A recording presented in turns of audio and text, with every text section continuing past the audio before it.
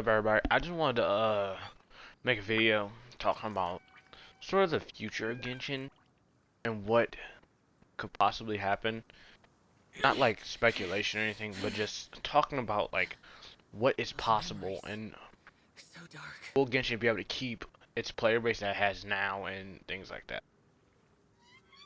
So there's, I want to say there's a lot of talk about it because that'd be a little bit of hyperbole, but there is talk about it. How many people people who don't play the game, but also people who play the game, I guess, and sort of getting bored themselves.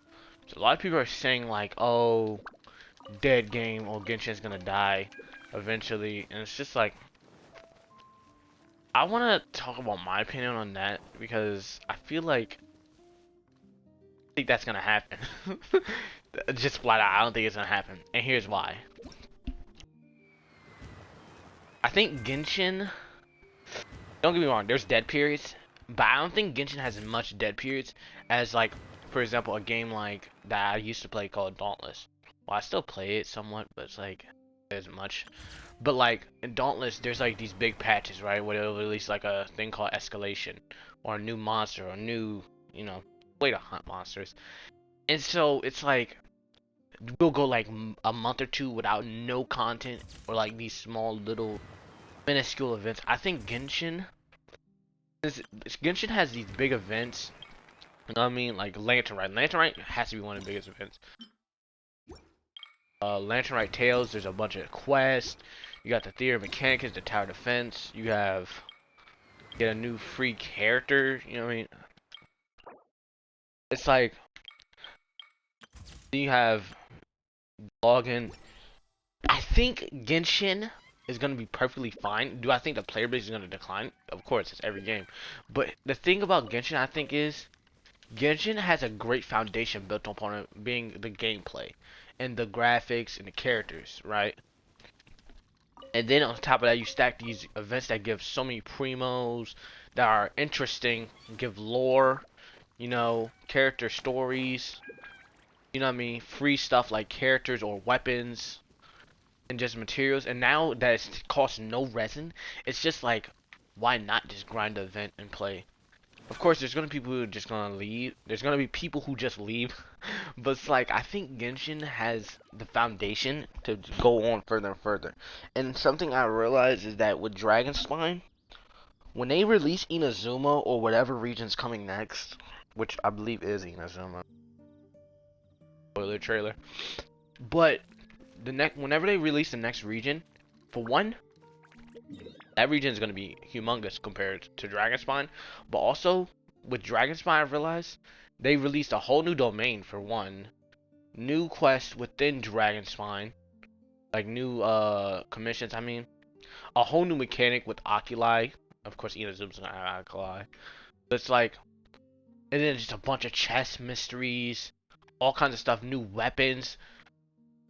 The sky is the limit. And now we're doing rerun banners, so we don't know what the fuck they could be doing. Just got a new world boss. They can add new world bosses for no reason. Whatever. So it's like, sky's the limit. I think that is the limit. I think people who out for Genshin and just don't like Genshin are spreading this. I wouldn't say it's like a big misinformation. It's like, I think a lot of people are thinking that Genshin is just gonna die off, and that miHoYo are taking way too long to release content. No, I think they're perfectly releasing content perfectly fine because every new event, in some kind of way, gives lore to the game. So even if we're not getting these big Archon quests, we're getting a lot of story for the world, and we're getting a lot of world building. Like for example, in Dragonspine, Chalk Prince and the Dragon, they gave a lot of lore about Deck Arabian, or not Deck. I forgot the dragon's name. I don't know the dragon's name, but how this mountain became Dragon's Spine, and the lore behind the mountain, why there's so much cold, why the monsters are so fearsome, and they gave a lot of lore to Venti and the Valen. And then with this Lantern Rite, now they're giving so much lore to Zhao and the Adeptus and all the Adeptal, you know, the Adepti and stuff. So I feel like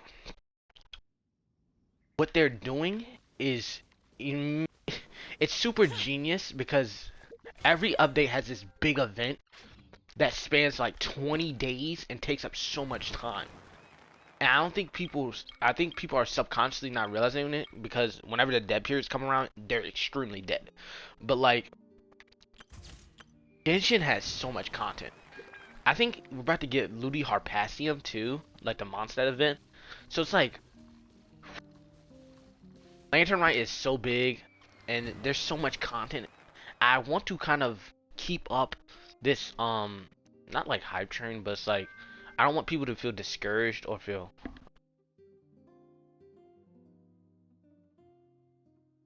I don't want people to feel discouraged or feel sorry about that. I have my window open because it's hot in my house. But I don't want people to feel discouraged or feel like there's not gonna be any content and that Genshin is gonna die down and all it's gonna be is new characters, new events, new characters, new events. No, because with this they showed, oh yeah, they're gonna drop new bosses. They're gonna drop, and then with Dragon's they showed, oh yeah, we're gonna drop new domains and stuff. So it's like there's so much stuff on the horizon. I think people just need to be ready for it. And honestly, I think it's kind of a give and take with this because I kind of want to end this video soon, but the wishes now I think the wishes are now going to be I think they're probably going to switch to a 14-day, and then now they're going to have a banner like Zhao. Then they're going to have like a rerun, and then they're going to have like another new character. If they do that, that would be immensely genius, and here's why. It gives people a chance to get the standard heroes if you haven't got them. For example, I don't have like Mona and Chi-Chi. I don't have any of these characters. All I have is D-Link. I just realized that. But whatever. But like, it gives you a chance to get the standard characters if you haven't got them, because free to plays, you know, you can have everything. And so it also gives a chance for whales to skip and save their primos. So I think this 14-day schedule might be a blessing in disguise. It might be a good thing. I don't know. But that's all I really kind of want to talk about and give some people some hope of what Genshin can do. I have to live just right next to a fucking road. But yeah, that's all I wanted to talk about. Thank you if you listened. I hope everyone has a nice day, and I hope if you like this video, like, comment, subscribe. Tell me how I can make my how I can make my videos better, if that's a thing. And yeah, see ya. Yeah, just see ya.